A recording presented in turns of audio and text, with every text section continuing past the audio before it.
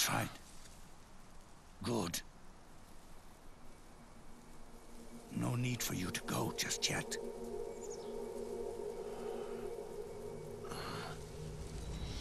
It's been a long time, Snake.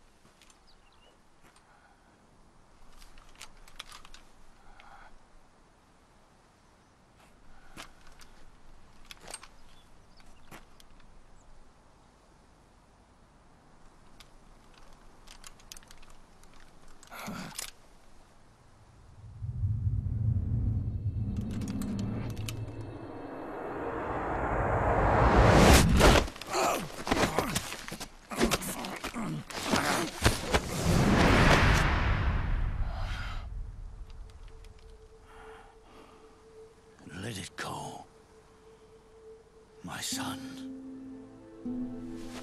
I'm not here to fight. Or should I call you brother? What? It's over.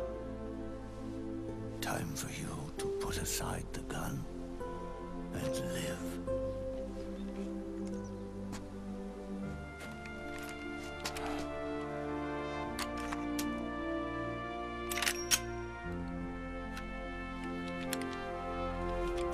It all began with a bunch of old fools. Now, they've all passed away. Their era of folly is over. I'm the only one left, and soon I'll be gone too. How can you still be alive? That body, liquid burned on the Volta, wasn't mine. That was the body of a clone. Solidus.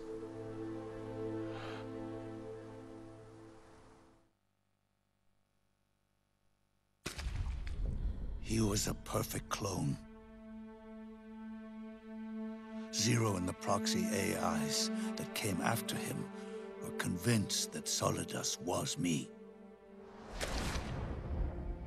I was implanted with nanomachines, kept in a state of eternal sleep by JD and the proxy AI.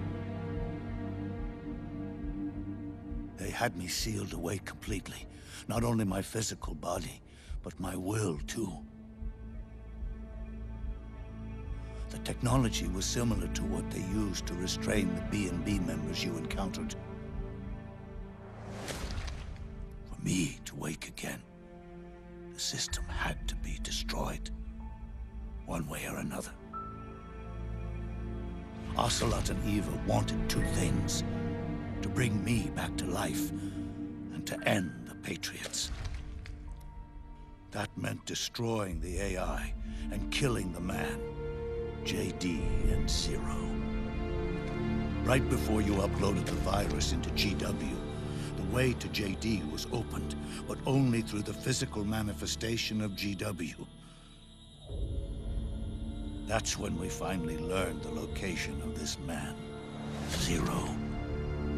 For me, and for them, for Naomi, nothing was more important.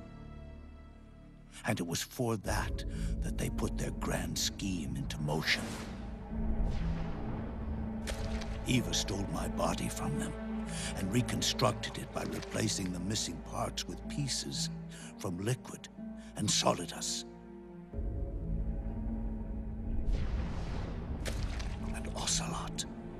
order to fool the system, used nanomachines and psychotherapy to transplant Liquid's personality onto his own. He used hypnotic suggestion to turn himself into Liquid's mental doppelganger.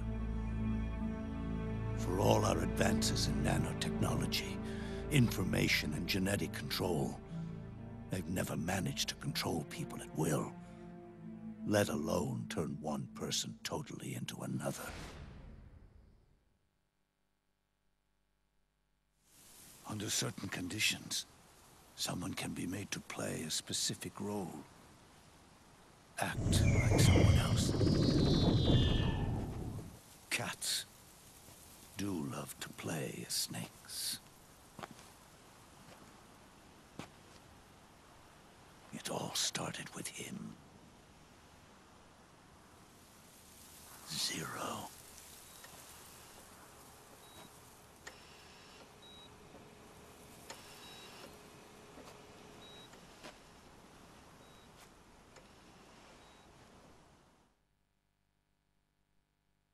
Zero grew old, and by the end his Patriots were being run by a network without shape or form. What do you mean, without shape or form? The proxies were only one small part of the vast cycle that Zero created. The corporations, for-profits, and research institutions that comprise the military-industrial complex were part of it too. They operated on budgets automatically allotted to them by the proxies. Accounts maintained by the Patriots. The network covered everything from weapons R&D and investment to production and marketing. It encompassed the people, the companies, even the laws that protect them. Politics and economics became nothing more than iterations of the same oppressively uniform system. I don't think anyone realized that it was all a setup, a mere set of norms. The Patriots were those norms, a neural network reduced to its simplest form. That's what they really represented. Uniformity without individual will, without change. But then one day, those norms suddenly deviated from that pattern and underwent a mutation. It was like the birth of a new life form. The system found a new way to propagate itself. War. Norms the Patriots had crafted for their unified state quickly became dependent on a single business, the war economy. Meanwhile, the political cause of creating a cleaner, safer battlefield provided a convenient catalyst. By then, the system was no longer being steered by Zero's will, or anyone else's. It was then that the norms, manifested as AIs, the inheritors of Zero's will, began to reproduce and take on a life of their own. Zero's original intent was to carry on the boss's will and establish a unified world state, an inside world. But his successors failed to carry on his will. Eventually, JD became the very age itself, propagating its will as it pleased, and this age chose to act through economics instead of nation-states. Powered by the industrial and digital revolutions that came before it, this age gave birth to a twisted economic revolution, a battlefield revolution. It created a new world without substance. In this new world, there were no ideologies, no principles, no ideals, not even the thing she treasured most, loyalty. There was only the war economy. It was a colossal error in judgment, one Zero couldn't possibly have foreseen.